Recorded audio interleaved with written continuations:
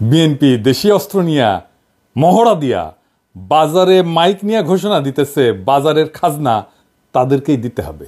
শুনেন,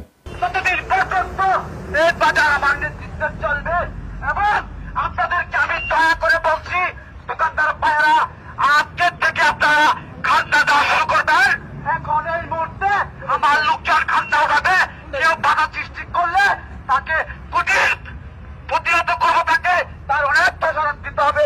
তাই সকলকে অনুরোধ করে বলছি, আপনারা কেউ এই কাজে এসে বাধাচ্ছেন না, আমাদের কাজ আমাদেরকে করতে দেন। আপনাকে এদেরকে অনেক ধন্যবাদ। আমার জানা শোনার দরকার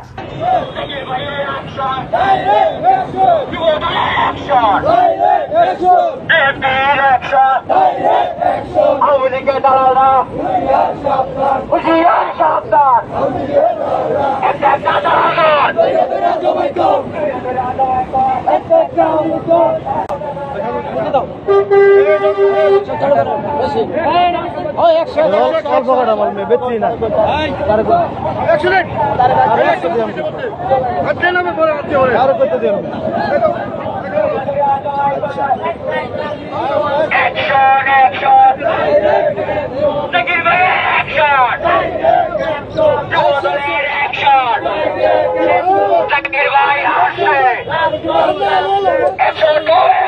আওয়ামী লীগ বদমাইশ আসছিল, কিন্তু চালাক বদমাইশ আসছিল।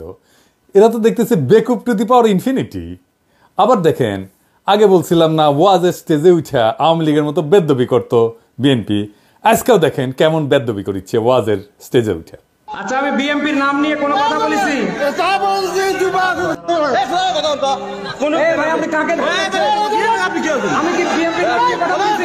আপনি কথা বলেন, বলেন বলেন কথা বলেন কথা বলেন, আপনি কথা বলেন। আপনার সাহস তো কম না।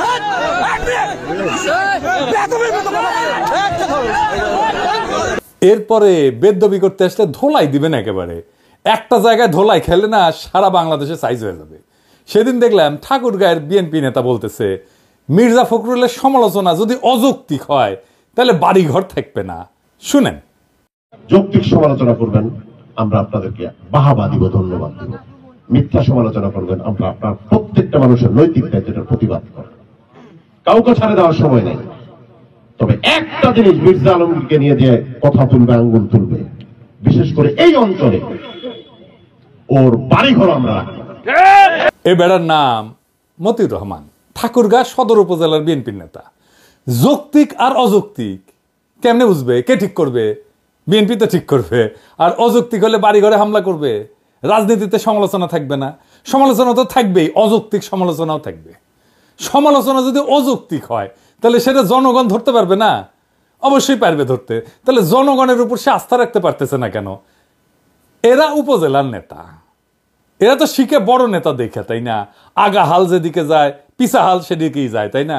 দেখেন বিএনপির এমপি কি বলে, কি ভাষায়। দেখেন, কিছুদিন আগে হারুনরে ধরেছিলাম না, ঠান্ডা ছিল কিছুদিন, আবার এসে কইতেছে ক্ষমতায় থেকে দল গঠন করলে পিঠের চামড়া তুলে নিবে।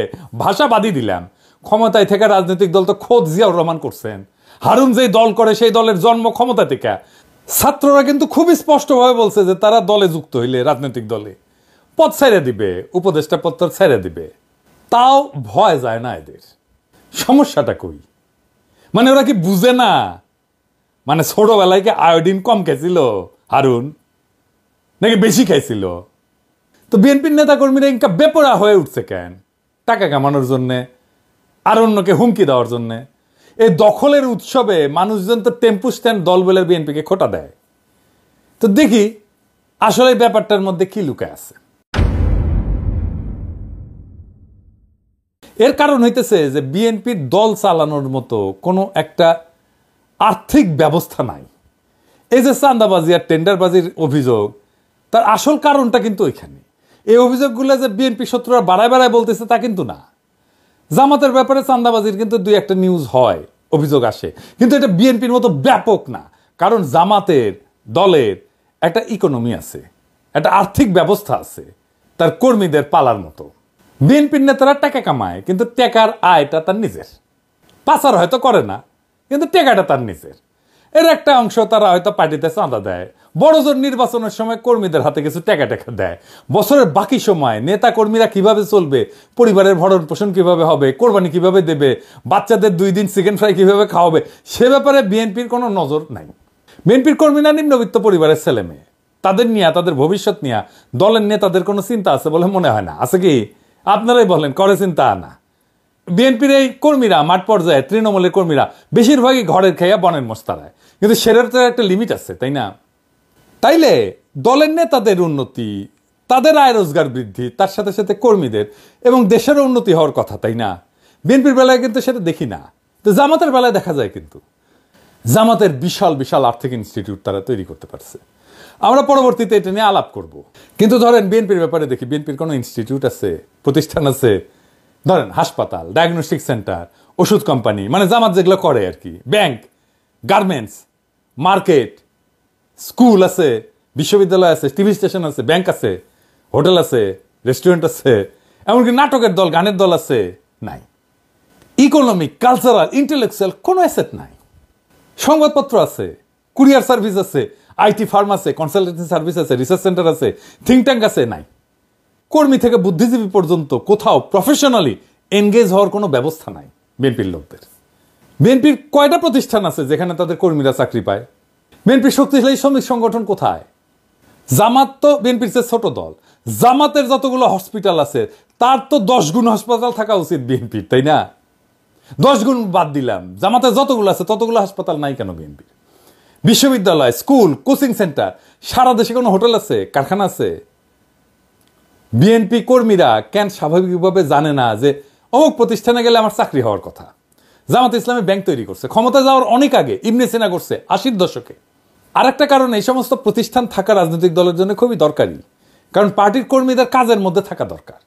শ্রম না দিয়া বিনা পরিশ্রমে অর্থ উপার্জনের যে মানসিকতা, সেইটা খুবই বিপজ্জনক মানসিকতা, এবং এইটা একসময় করাপ্ট হবেই, তাকে করাপ্ট করে ফেলবে। বাংলাদেশের রাজনৈতিক নেতারা, আপনারা কিছু মনে করবেন না, আপনাদের অসম্মান করার জন্য আমি এটা বলতেছি না, এটা বাস্তবতা। আপনার পেশা কি? আপনার আয় উপার্জন কিভাবে হয়? আমি তো কারোই বৈধ প্রকাশ্য কোনো আয়ের উৎস দেখতে পাই না। এটা রাজনীতিতে সবসময় একটা কোশ্চেন মার্ক।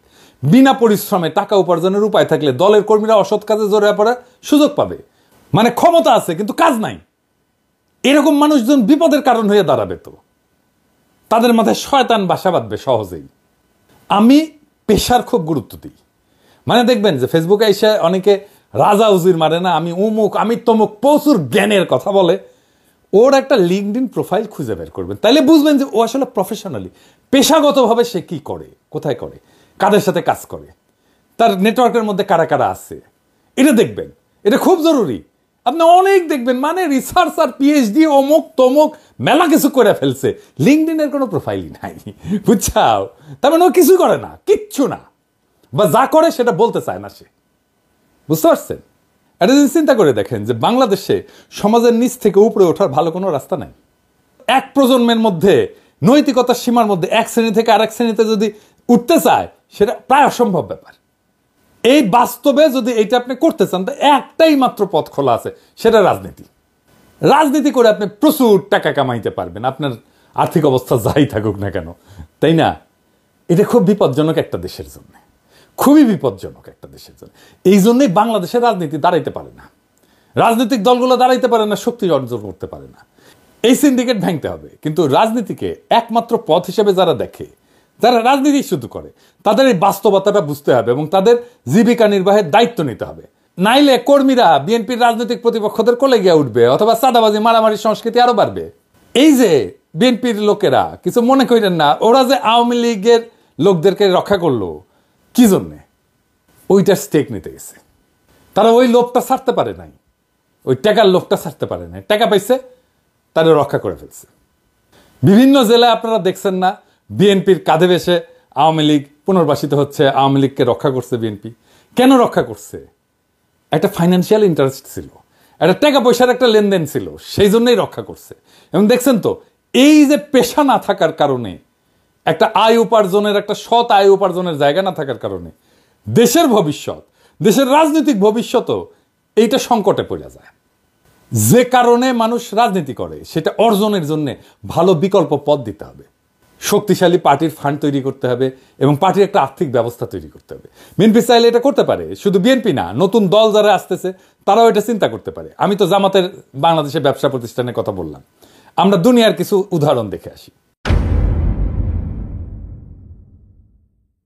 পিসিআই এটা ইটালিয়ান পার্টি, 1945 থেকে 1991 মধ্যে একটা ইউরোপের অন্যতম শক্তিশালী কমিউনিস্ট পার্টি ছিল। এদের বিভিন্ন সমবায় সংস্থা ছিল, প্রকাশনা সংস্থা ছিল, রিয়েল এস্টেট ছিল, হোটেল ব্যবসা ছিল এবং দলীয় সদস্যদের কর্মসংস্থান হইতো, তহবিল সংগ্রহের জন্য এই জিনিসগুলো কাজে লাগে। তো তাদের রেস্টুরেন্ট ছিল, বার ছিল, সামাজিক ক্লাব ছিল, ট্রাভেল এজেন্সি ছিল, তাদের সহযোগী সংগঠনগুলো হলিডে রিসোর্ট করছিল, গেস্ট হাউস করছো, এমনকি এখানে দলীয় সদস্যরা ছাড়ে থাকতে পারত।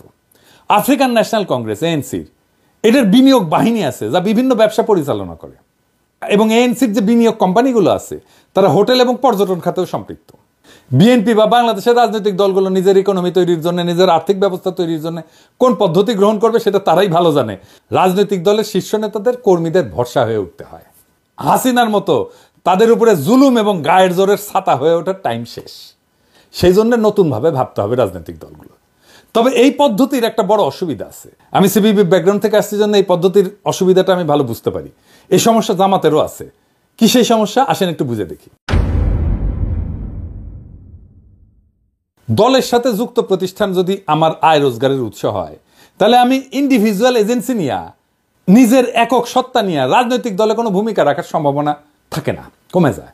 আমার দলের নেতা আমার যদি বস হয়ে যায়, আমি রাজনৈতিক দলটাকে একটা চাকরি বলে মনে করব। আর আমার বস যদি আমার নেতা হয়, রাজনৈতিক নেতা হয়, তাহলে তো আমি তার কথা সবসময় শুনবো, আমি তাকে কখনোই কন্ট্রাডিক্ট করবো না। আমি জামাতের এক্সাম্পল না দিয়ে সিপিবির এক্সাম্পল দিই। সিপিবির হোল টাইমার আছে, মানে দল থেকে বেতন দেয়, সারাক্ষণ সে রাজনীতি করে, সেটাই তার চাকরি। আমি আসলে হোল টাইমার হইতে চাইছিলাম। 1992 সালে হোল টাইমারের বেতন ছিল 3000 টাকা, বোধ হয় 2.5 বা 3000 টাকা। এখন দিবালোক সিংহের একটা মণি সিংহের বেটা, তার একটা প্রতিষ্ঠান আছে দুস্থ স্বাস্থ্য কেন্দ্র, ওইখানে চাকরি করে পার্টির লোকেরা, কমিউনিস্ট পার্টির লোকেরা। দিবালোক সিংহের ওইখানে যে চাকরি করে, সে কি দিবালোক সিংহের মতের বিরুদ্ধে কোনো মত দিতে পারবে? তার বস যেটা বলবে সেটাতে হ্যাঁ করে যাবে। তখন এইটা রাজনৈতিক দল থাকে না, ক্লাব হইয়া যায়। আমার অনুমান জামাতেরও এই সমস্যা আছে। এই কারণে দেখেন যে মেজর পলিটিক্যাল মিস্টেক এই দুই দলের বেশি, জামাত আর সিপিবির। বিএনপির আর্থিক অবস্থা দুর্বল থাকলেও তাদের মেজর পলিটিক্যাল মিস্টেক কিন্তু নাই। সম্ভবত এই কারণেই, এটা আমার অনুমান। কারণ দলের সিদ্ধান্ত যারা নেয় তারা তাদের আয় রোজগারের জন্য দলের নেতৃত্বের উপর নির্ভরশীল না। আমার মনে হয় এই আর্থিক ব্যবস্থা গড়ে তোলার ক্ষেত্রে একটা ইনোভেশন আনা যেতে পারে। আমি এটা বিএনপিকে পরামর্শ দিতেছি না, বিএনপি পরামর্শ নিলে নিতে পারে, কিন্তু নতুন দলের জন্য এটা একটা পরামর্শ। এই ইনোভেশনটা কি হইতে পারে? প্রতিষ্ঠানগুলোর শীর্ষ পদে দলের নেতা থাকবেন, এরা প্রফেশনাল থাকবে, তাতে বেটার, ভালো, কারণ প্রতিষ্ঠানটা ভালো চলবে, প্রফেশনালি চলবে। দলের নেতার অধীনে দলের কোনো কর্মী বা অন্য নেতা থাকবে না। আরেকটা পদ্ধতি হতে পারে যে এই প্রতিষ্ঠানগুলোতে চাকরি হবে সাময়িক, ম্যাক্সিমাম 5 বছর, এরপরে তারা অন্য চাকরি খুঁজে নিতে হবে। এখানে সে ট্রেনিং পাইলো, এখানে একটা অভিজ্ঞতা পাইলো, সে দক্ষ হয়ে আর একটা চাকরি খুঁজে নিল। অথবা এইসব প্রতিষ্ঠানে যারা কাজ করবে দীর্ঘমেয়াদে, তারা নীতি নির্ধারণী পর্যায়ে কখনোই যেতে পারবে না। তো এটা ছাড়াও তো সমস্যা আরো অনেক। বিএনপিতে এখন মধুর মাছির আনাগোনা, দুর্দিনে কর্মী খুঁজে পাওয়া যায় হাতে গোনা, আর এখন সিনিয়র প্রবীণ নেতারা ধাক্কা খেয়ে মাটিতে পড়ে যায়। তাও খালেদা জিয়ার উপদেষ্টা, রিজভীর মতো নেতাদের দেখেন।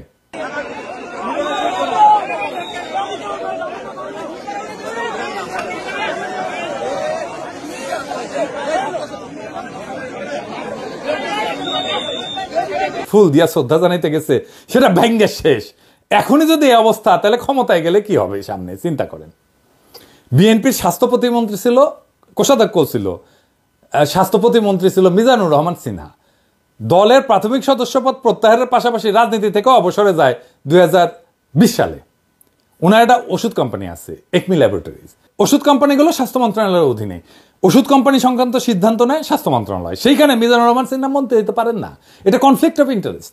তাও করলেন মন্ত্রিত্ব, তারপরে উনি নাই কোনো রাজনৈতিক কর্মসূচিতে, লড়াই সংগ্রামে নাই, উনি ডুব মারলেন ব্যবসায়। এমনকি 2020 সালে তিনি দল আর রাজনীতি থেকে অবসর নিলেন। যখন দলের কর্মীরা গুম হইতেছে, খুন হইতেছে, বনে বাজারে ঘুরতেছে, তখন উনি দল ছাড়লেন। উনি না, শুধু আরেক মন্ত্রী মোর্শেদ খান ছাড়লেন দল, আরো অনেকে ছাড়ছেন। পদত্যাগপত্রে মিজানুর রহমান সিনহা বললেন, গত কয়েক বছরে আমার ব্যবসায়িক ব্যস্ততা বাড়া, পাশাপাশি শারীরিক নানা সমস্যা দেখা দিয়েছে। 5 বছর পরে ওনার শরীরে জোশ আসিছে, ক্ষমতার কাছাকাছি। মিজানুর রহমান সিনহা, আপনি কোন সালসা খাইছেন এনা কবেন, আমাকে না কন, নয়তো সেই সালসা প্রফেসর ইউনুসের দায়পার পরা বুড়া খাটাস উপদেষ্টাগুলোর এনা খিলান, এইগুলা শরীরেও এনা জোশ আসুক, আর আমাক এনা কানে কানে কয়ে দেন না মিজানুর ভাই, বয়স বাড়িচ্ছে তো আর কিছুদিন পর তো লাগবে আমারও, এনা টেস্ট করে দেখলাম ইনি শরীরে ক্যাঙ্কা জোশ আসে। দেবেন না, মিচ্ছি এনা দিলেই হবে, প্যাডে দিয়েন, হ্যাঁ নাকি ভাই আমার।